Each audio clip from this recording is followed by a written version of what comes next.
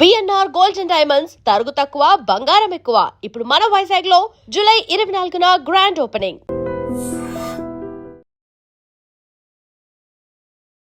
Hi, welcome to iDream తెర వెనుక కథల కార్యక్రమానికి స్వాగతం.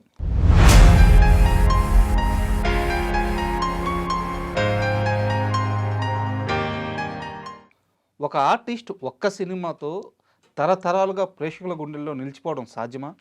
ఒక ఆర్టిస్ట్ ఒకే ఒక్క పాత్రతో కొన్ని కోట్ల మంది హృదయాల్లో ఒక ఇంచుమించు దేవుడి స్థాయిలో నిలవడం సాధ్యమా? ఇదంతా కూడా ఒక వ్యక్తి సినీ జీవితంలో మాత్రమే సాధ్యమైంది. ఆయనే జేవి సోమయాజులు గారు. శంకరాభరణం శంకర శాస్త్రిగా తెలుగువారి గుండెల్లో ఎప్పటికీ పదిలంగా అజరాంబరంగా నిలిచిపోయే వ్యక్తి ఆయన.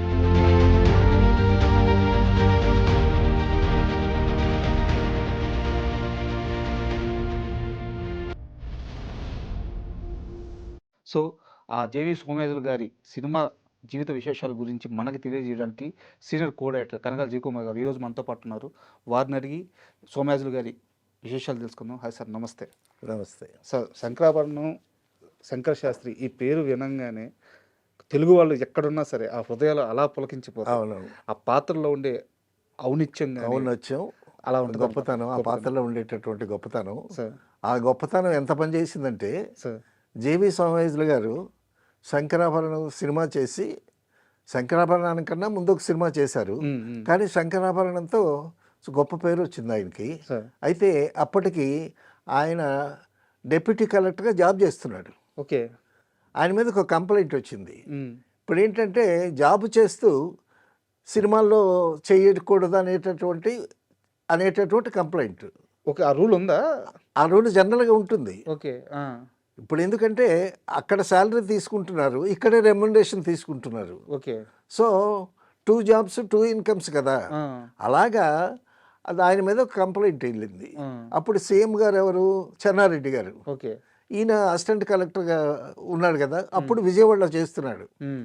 అప్పుడు ఆ కంప్లైంట్ వెళితే అసలు ఏంటి ఆ శంకరాభరణం ఏంటి అది తీసుకురండి అని ఆ క్యాసెట్ వేసుకొని చూశాడు ఆయన. ఓకే. చూసి చెన్నారెడ్డి గారు బిత్తరపోయాడు. బిత్తరపోయి అసలు జాబ్ చేస్తూ సినిమాలో యాక్ట్ చేస్తున్నాడు కాబట్టి పనిష్మెంట్ ఇవ్వాల్సింది పోయి ఆయన్ని పిలిచి కల్చరల్ అఫైర్స్ అని ఒక డిపార్ట్మెంట్ పెట్టి ఆ డిపార్ట్మెంట్కి హెడ్ని చేశాడు ఆయన. అయ్యా, సూపర్ ఇది.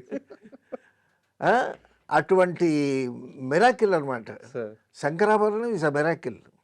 అయితే జేవి సోమయాజులు గారు అంతకుముందు ఒక సినిమా చేశాడు, రారా కృష్ణయ్య అని.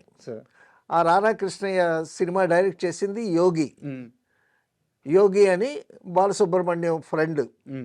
బాలసుబ్రహ్మణ్యం, యోగి వీళ్ళంతా మద్రాసులో ఒక గదిలో ఉండేటటువంటి వాళ్ళు. గోపి.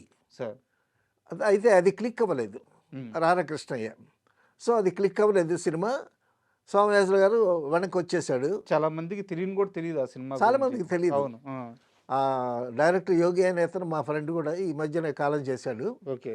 తర్వాత మళ్ళీ ఈ శంకరాభరణం కథ తయారు చేసి, అసలు శంకరాభరణం కథ తయారు చేసేటప్పుడు సీతామహాలక్ష్మి డిస్కషన్లో ఈ కథ చెప్పాడు విశ్వనాథ్ గారు. ఓకే. అప్పుడు జంజాల గారు ఉన్నారు, పాలగుమ్మి పద్మరాజు గారు ఉన్నారు, నేను మురారి వీళ్ళంతా ఉన్నా ఉంటే ఈ కథ చెప్పాడు ఆయన. కథ ఒక సంగీత విద్వాంసుడు, సంగీత విద్వాంసుడిని ఒక వేస్ట్ వచ్చి బుడ్డోడిని తీసుకొచ్చి ఆయన దగ్గర చేర్చడం, ఈ కథ చెప్తుంటే ఇందులో హీరో ఎవరు, హీరోయిన్ ఎవరు, జూయట్ ఏమిటి, లొకేషన్లు ఏమిటి, ఏమిటి కథ అని అనుకున్నాం మేము. ఈ కథ ఎందుకంటే చెప్పేవాడు ఈ కథ మీద ఆ ఫీడ్బ్యాక్ తీసుకుందామని ఎప్పటి నుంచో ట్రై చేస్తున్నాడు ఆయన. అందరికీ చెప్తూ వస్తున్నాడు ఆయన. సో మొత్తానికి ఏడింది నాగేశ్వరరావు ఈ కథ చేయడానికి సిద్ధపడ్డాడు. సిద్ధపడ్డ తర్వాత అంతా బాగానే ఉంది. ఈ ఈ సోమయాజుల క్యారెక్టర్కి, శంకర శాస్త్రి క్యారెక్టర్కి ఎవరిని వెయ్యాలి? నాగేశ్వరరావు గారిని వెయ్యాలి. నాగేశ్వరరావు గారిని వేస్తే నాగేశ్వరరావు గారు కనిపిస్తాడు క్యారెక్టర్ కన్నా. తర్వాత గుమ్మడిని వెయ్యాలా, లేకపోతే కృష్ణరాజు గారిని వెయ్యాలా? కృష్ణరాజు గారు ఏమన్నాడంటే నా మీద ఆ క్యారెక్టర్ పండదండి, ఫైట్లు గిట్లు చేసేవాడిని నేను, ఇదేంటిది అని ఆయన చెప్పాడు. ఆఖరికి వెతికి వెతికి వెతికి వెతికి నాటకాలు కన్యాశుల్కంలో జేవి రమణమూర్తి వాళ్ళ అన్నయ్య ఒకడు ఉన్నాడు, అతనైతే సూట్ అవుతాడు అనేటటువంటి విషయం మొత్తానికి బయటకు వచ్చింది. సరే జేవి రమణమూర్తి గారు ఆయనకి కబురు చేస్తే నేను సినిమాలకు రాను అన్నాడు. ఆయన చాలా చాలా మంచి అడ్మినిస్ట్రేటరు జేవి సోమయాజులు గారు. శ్రీకాకుళంలో డిప్యూటీ కలెక్టర్ చేశాడు, తర్వాత వైజాగ్కి డిప్యూటీ కలెక్టర్గా వచ్చాడు. అయితే ఫస్ట్ నుంచి నాటక రంగం మాత్రం ఆయన వదలలేదు. నాటకరంగమే. శ్రీకాకుళంలో నేను శ్రీకాకుళంలో జాబ్ చేశాను కదా, శ్రీకాకుళంలో జాబ్ చేసి మేము నాటకం రిహార్సల్ ఆడి తిరిగేటటువంటి ఆ సందులో ఇల్లు జేవి సోమయాజులు గారి ఇల్లు, అది ఎత్తరుగుల ఇల్లు. ఆ ఎత్తరుగుల మీద కూర్చొని పద్మాసనం వేసుకుని కూర్చొని నేను ఆ సందులో నుంచి వస్తుంటే ఏమయ్యా పంతులు అని ఇంత గొంతుతో అనేవాడు. ఆయన నాటకాలండి కాళరాత్రి, తర్వాత కీర్తిశేషులు, కన్యాశుల్కంలో ఆ నాటకాలు చూడాలి.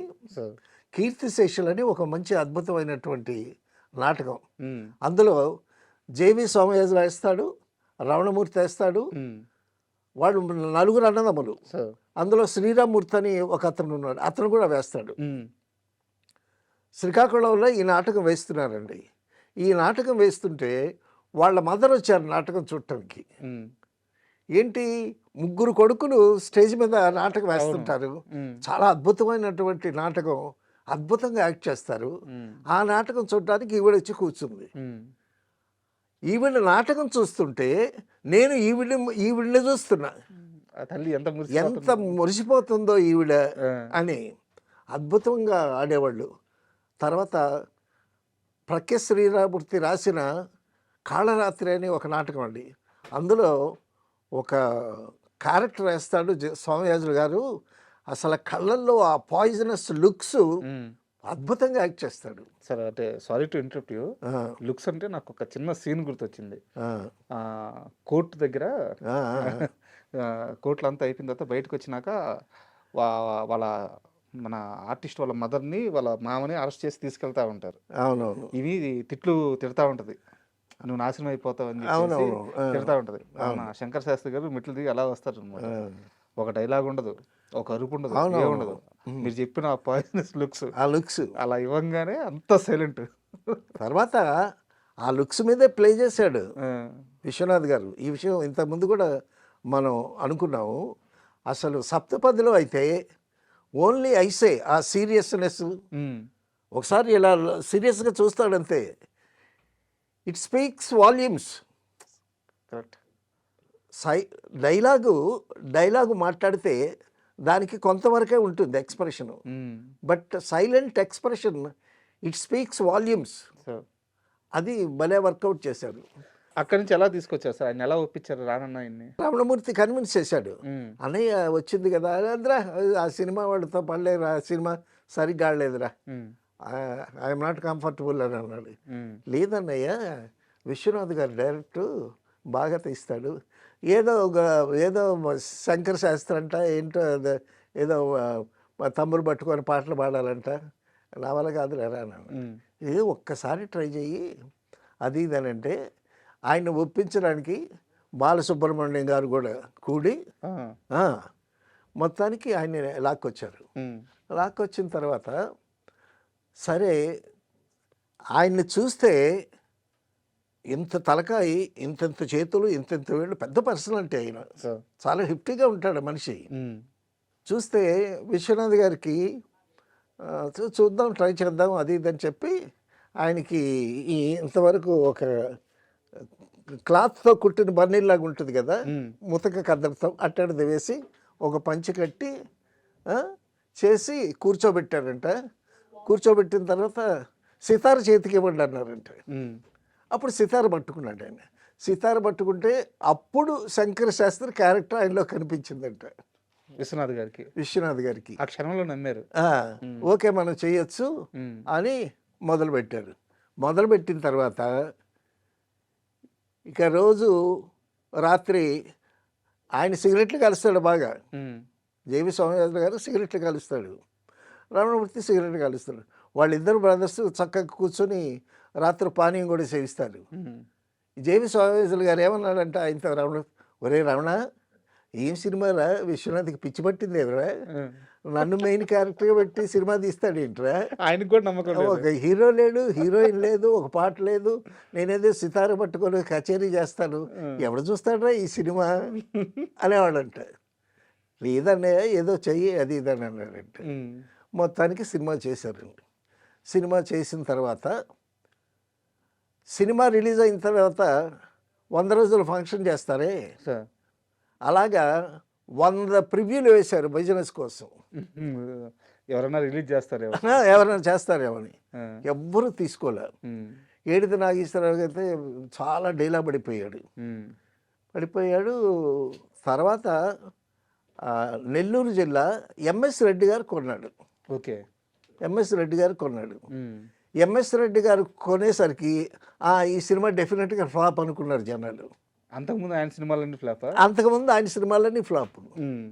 తర్వాత మరొక ప్రివ్యూ చూసిన తర్వాత తమిళ్ మనోరమను మరొక ఆర్టిస్ట్ కలిపి మెడ్రాస్ తీసుకున్నారు. ఓకే, అయితే చంద్రమోహన్కి ఇంకా బాకీ రెమ్యునరేషన్ క్లియర్ చేయలేదు నాగేశ్వరరావు గారు. నేను డబ్బులు ఇవ్వయా, డబ్బులు ఇవ్వయా, నువ్వు మెడ్రాస్ తీసుకోవయ్యా అని బతిలాడు. నాకొద్దు నాకు డబ్బులే కావాలన్నారు చంద్రమోహన్ గారు. మొత్తానికి రిలీజ్ అయిందండి. రిలీజ్ అయిన తర్వాత ఏమి కలెక్షన్స్ లేవు. మౌత్ టాక్ స్టార్ట్ అయింది. స్టార్ట్ అయిన తర్వాత ఒక ప్రభంజనం అయిపోయింది. అది ముందు ఫ్లాప్ టాక్, ముందు ఫ్లాప్ టాకే. కలెక్షన్స్ లేవు. ఎవరున్నారు? సోమరావు ఉన్నాడా, కృష్ణ ఉన్నాడా, రామారావు గారు ఉన్నాడా, నాగేశ్వరరావు గారు ఉన్నాడా, ఎవరున్నారు? ఈయన సితార పట్టుకొని ఒక పండితుడి వేషం పోస్టర్ మీద ఆవిడేదో డ్యాన్స్ చేస్తున్నట్టు ఆవిడ. అంత గొప్ప సినిమాకి ఫస్ట్ 2-3 రోజులు ఇబ్బంది చాలా. తర్వాత విజయవాడ దుర్గా కళామందిర్ వాళ్ళు ఆయన ప్రాపర్టీ సినిమా చూసి ఇది ఎందుకో ఆడుద్దని ఆయనకి చిన్న నమ్మకం వచ్చింది. ఓకే, ఏడిది నాగేశ్వరరావు గారు విజయవాడలోనే ఉన్నాడు. ఆ డిస్ట్రిబ్యూటర్స్తో రిలీజ్ చేయించడానికి చేసే ప్రయత్నాలు అవన్నీ అవుతూ అక్కడే ఉన్నాడు ఆయన. ఏడిది నాగేశ్వరరావు గారిని అడిగి ఈ సినిమా నేను కొనుక్కుంటాను ఇస్తామనంటే అంతకన్నా భాగ్యమా అని చాలా తక్కువ రేటుకి అమ్మాడు ఆయన. అది 2 కోట్లు కలెక్ట్ చేసింది ఆయనకి. అది తర్వాత శంకరాభరణం ప్రతి చోట ప్రతి లాంగ్వేజ్లో అబ్రాడ్లో కూడా సంచలనమే. తర్వాత ఆ పేరుకి బిత్తరపోయారు అందరూ. అసలు ఆ పాట లేని పాడలని పరిగెత్తిపోయాడు బాలసుబ్రహ్మణ్యం. పరిగెత్తిపోతే అప్పుడేమో అప్పు పోహళంది అంటాం కదా, కేవి మహాదేవన్ గారి అసిస్టెంట్ వెళ్ళి అతన్ని పట్టుకుని, లేదు నీ వాయిస్ ప్రజలకు పరిచయం అయింది అని చెప్పి అతన్ని కన్విన్స్ చేసి కూర్చోబెట్టి అతని చేత ప్రాక్టీస్ చేయించి పాడించారు. తర్వాత విశ్వనాథ్ గారు అప్పుడు బాలసుబ్రహ్మణ్యం గారి ఫాదర్ ఉన్నారు ఇక్కడే.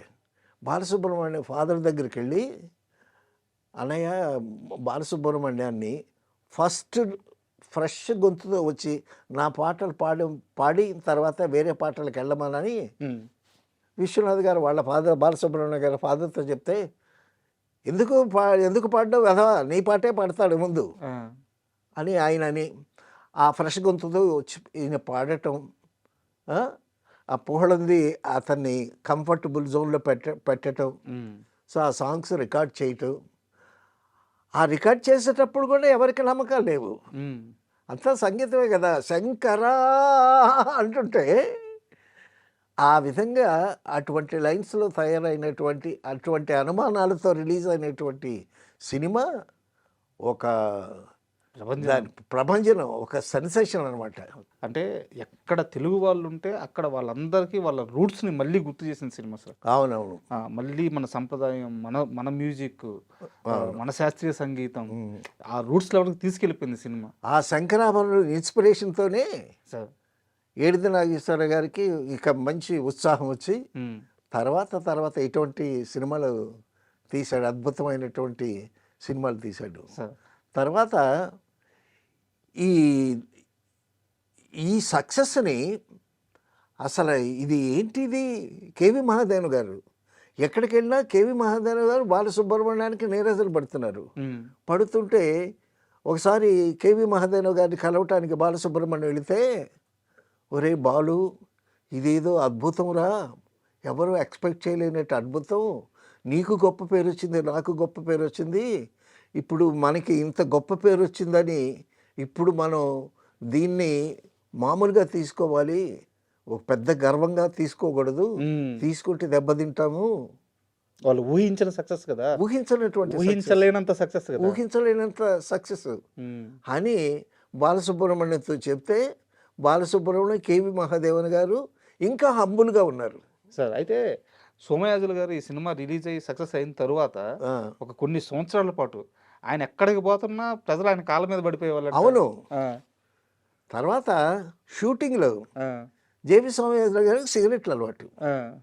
సిగరెట్ అలవాటు అయితే ఈ షార్ట్కి పోయి బయటకు వెళ్ళి లోపల కాల్చకుండా బయటకు వచ్చి సిగరెట్ కాలుస్తున్న వాళ్ళు అసిస్టెంట్ డైరెక్టర్ షార్ట్ రెడీ అని పిలిచేవాడు. మళ్ళీ షార్ట్ అయిన తర్వాత వెళ్ళి కూర్చొని సిగరెట్ మళ్ళీ షార్ట్ రెడీ, బాబు ఇట్రా అని అసిస్టెంట్ డైరెక్టర్ని పిలిచాట. బాబు, నేను ప్రొఫెషనల్ ఆర్టిస్ట్ని కాదు, ఏదో మీరు పిలిస్తే వచ్చాను, అంతేగాని షార్ట్ రెడీ అని శుభ్రంగా నా మీద ఎక్కేయకుండా నన్ను కొంచెం రిలాక్స్ అవనివ్వండి అలా అనేవాళ్ళంట. ఆ విధంగా తర్వాత అండి ఈ శంకరాభరణం రిలీజ్ అయిన తర్వాత జేవి సోమయాజులు ఎక్కడికి వెళ్ళినా ప్రజలు నీరాజనాలు పట్టి కాళ్ళ మీద పడిపోయారంట.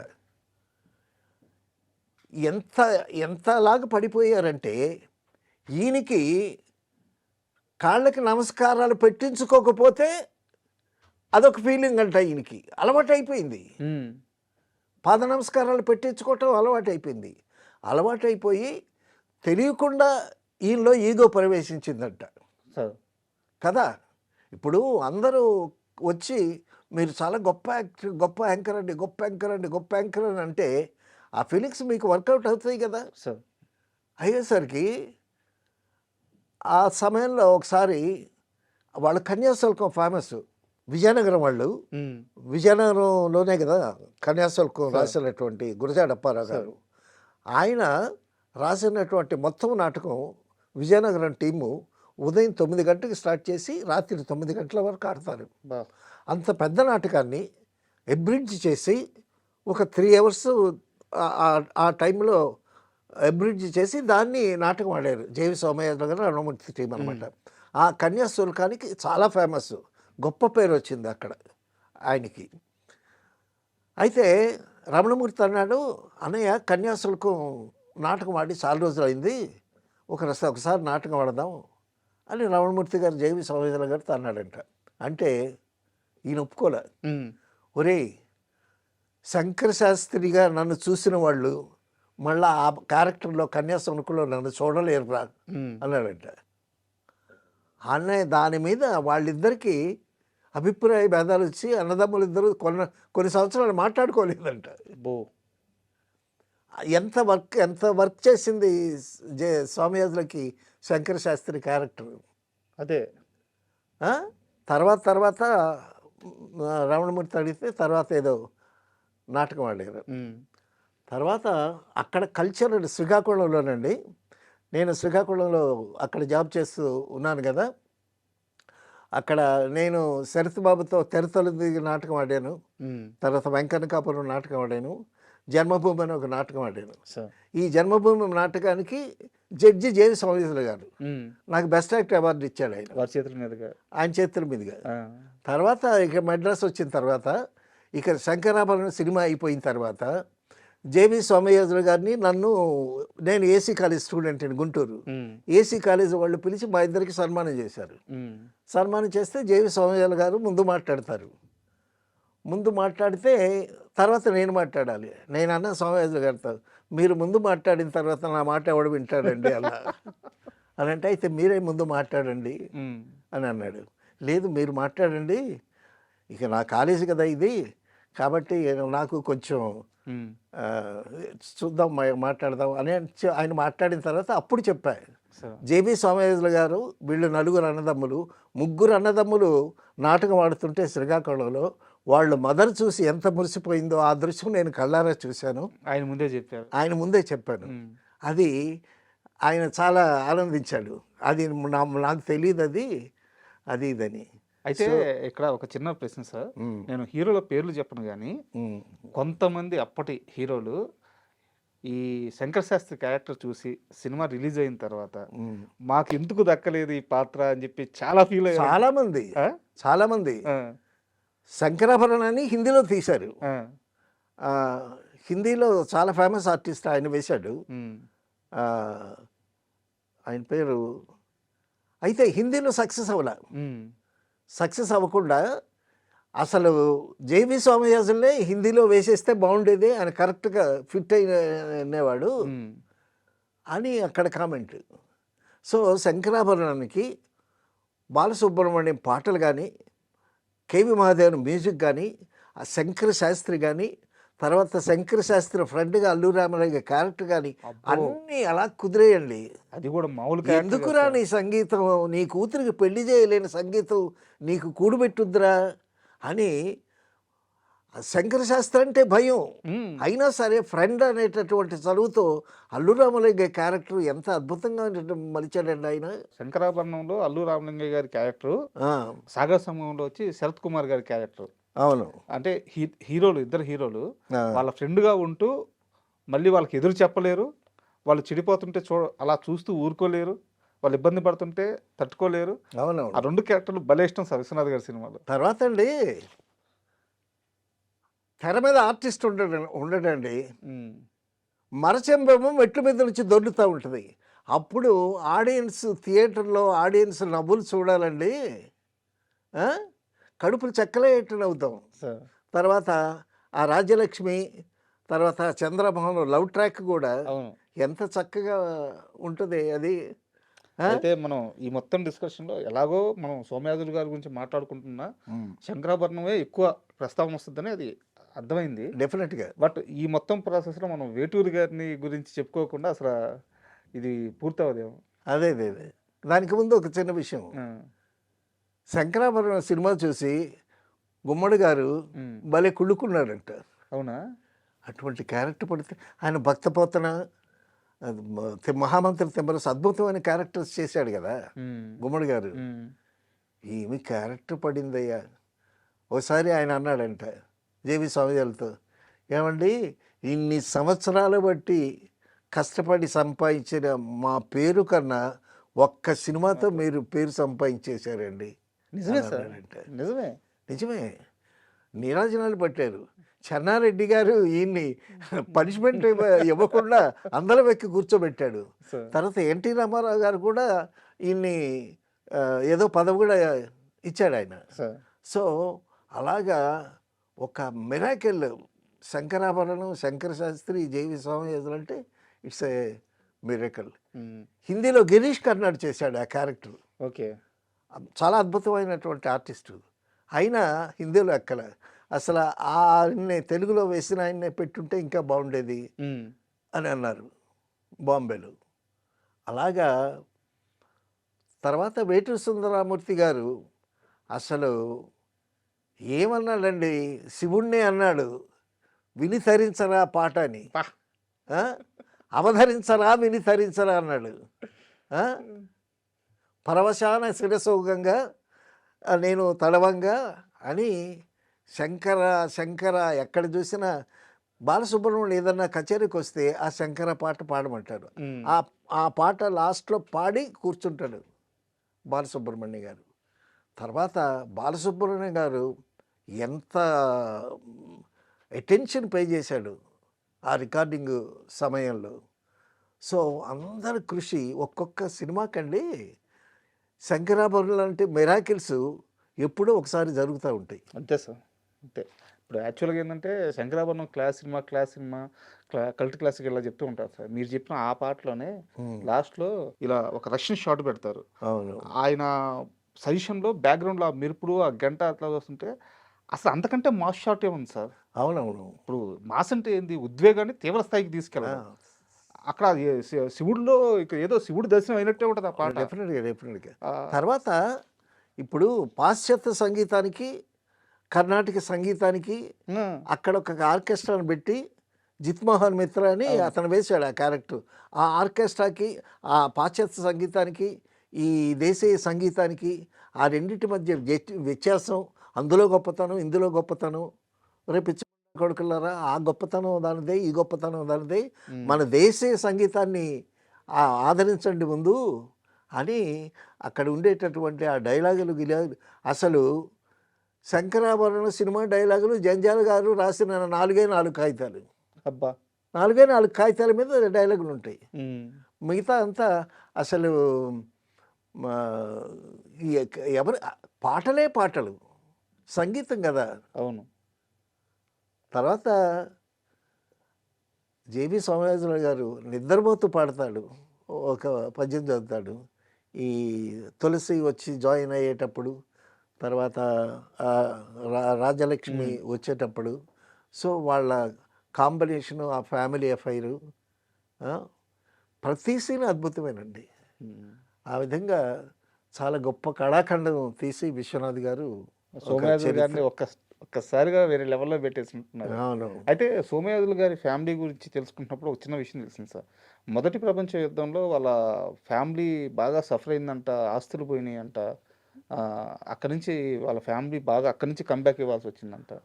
ఏమో ఆ విషయం నాకు తెలీదు. ఉమ్, వాళ్ళు శ్రీకాకుళంలో నాటకాలు ఆడేటప్పుడు సార్ అప్పటి నుంచి అక్కడ పరిచయం ఉంది.